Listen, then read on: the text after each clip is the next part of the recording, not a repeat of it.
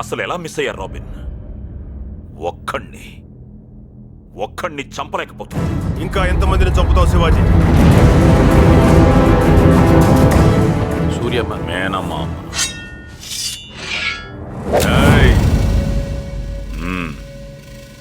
చూడు, నష్టపోయింది మేము, నువ్వు కాదు.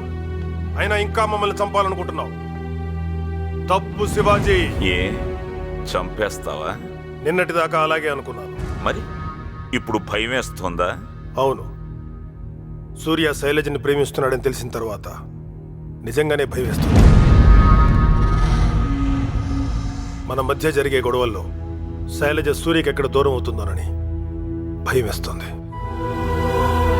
కుటుంబం మొత్తం చనిపోయి భవిష్యత్తు శూన్యమైపోయిన వాడి జీవితానికి శైలజ ఒక ఆనందం. అది శాశ్వతం కావాలంటే వాడు శైలజని పెళ్లి చేసుకోవాలి. వాడికి ఓ కుటుంబం ఏర్పడాలి. ఆ ఇల్లు పిల్లా పాపలతో మళ్ళీ కళకళలాడాలి. శైలజ చాలా మంచిది. సూర్యతో తన లైఫ్ చాలా బాగుంటుంది. శివాజీరావులా కాదు, ఒక కన్న తండ్రిలాగా ఆలోచించు. ఏం ఆలోచించమంటావు?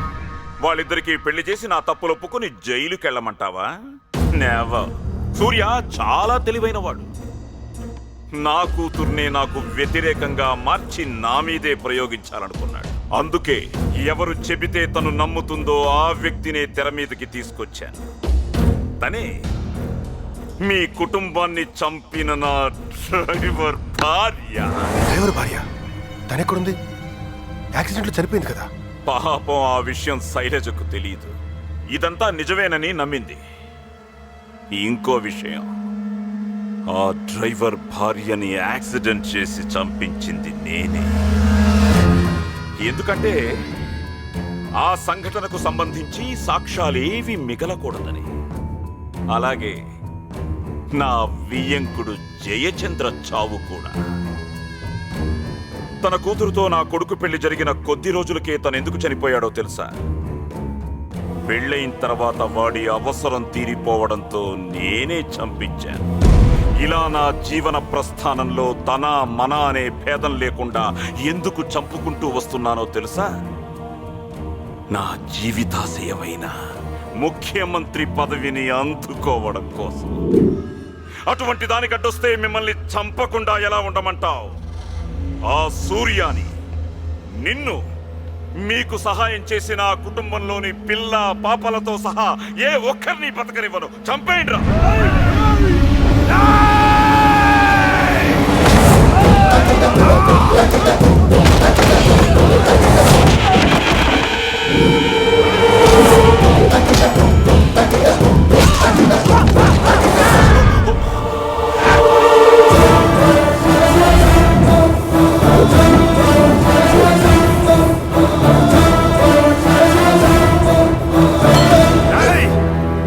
నా చేతుల్లో పెరిగిన పిల్లల్ని ఒక్కొక్కరిని నువ్వు చంపుతుంటే చూస్తూ ఎలా ఊరుకుంటాను?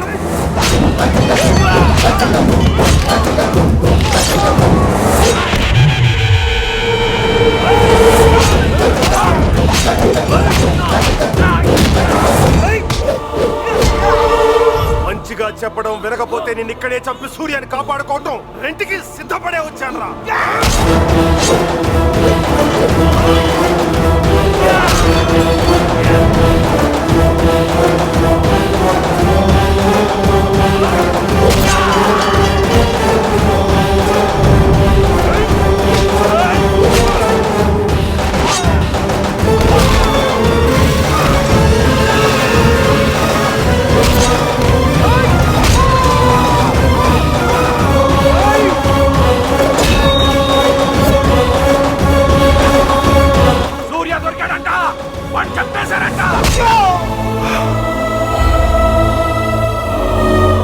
సూర్య ముక్కలు నరికేశారంట.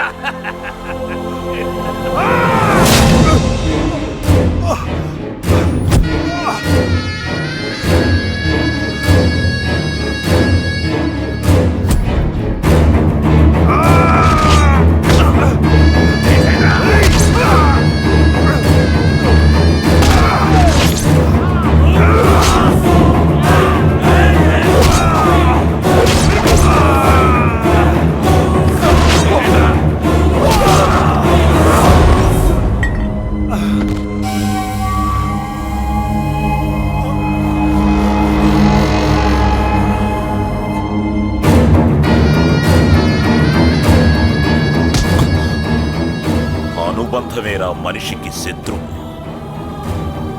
నాటి పురాణాల నుండి నేటి నీ వరకు మీ అందరివి ఒకటే చావు, సెంటిమెంట్ చావు.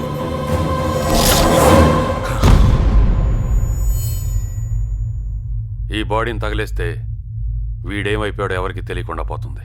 వద్దు, చీకట్లో ఉన్న శత్రువుని బయటికి రప్పించాలి అంటే వీడిని ఎరగా వాడాలి.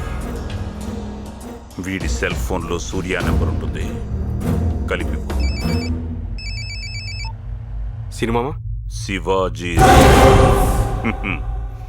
రింగ్ రోడ్లో ప్రమాదాలు ఎక్కువని తెలిసి కూడా మీ సీనుమామ ఒంటరిగా చాలా స్పీడ్గా ఇక్కడికొచ్చాడు. పాపం యాక్సిడెంట్ అయ్యింది, డెడ్ బాడీ రోడ్డు మీద పడుంది. తనివి తీరా చూసుకో. వీడి బాడీని రోడ్డు మీద పడేయండి, వాడొస్తాడు. వాణ్ణక్కడే చంపేయండి.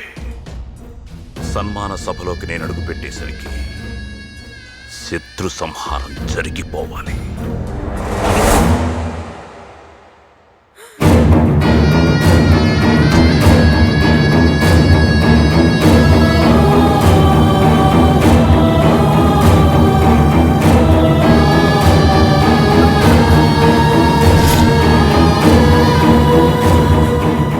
సెన్సేషనల్ న్యూస్ కోసం నేను ఫాలో అయిన మాట నిజమే.